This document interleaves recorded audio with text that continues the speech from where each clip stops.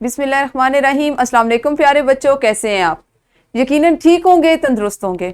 प्यारे बच्चों, आप जानते हैं हम उर्दू जमात चहारम पढ़ रहे हैं और इसमें हमारा सबक नंबर 7 जिसका उन्वान है शफक की बहार, उसको आज हम शुरू करने जा रहे हैं। ये आपकी दरसी किताब की एक नज़्म है जिसको आप आने वाले दिनों में मुख्तलिफ हासिलाते ताल्लुम के साथ हमेशा की तरह तकसीम करते हुए, बहुत सी सरगर्मियाँ करते हुए, सवालात के जवाबात देते हुए, पढ़ने और लिखने की सरगर्मियाँ करते हुए मुकम्मल करेंगे।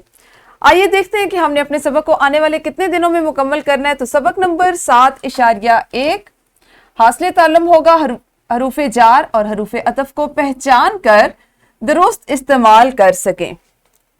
सबक नंबर 7.2 आपका हासिल ताल्लुम होगा इसमें खास और इसमें आम में इम्तियाज कर सकें यानी फ़र्क कर सकें, और अलामत फ़ाइल यानी ने और अलामत मफूल को का सही इस्तेमाल कर सकें। सबक नंबर 7.3 नज़्म का मफहूम समझते हुए लय और आहंग के साथ पढ़ सकें। कहानियाँ, नज़में और लतीफ़े पढ़कर या सुनकर अपने रद्द अमल का इजहार कर सकें।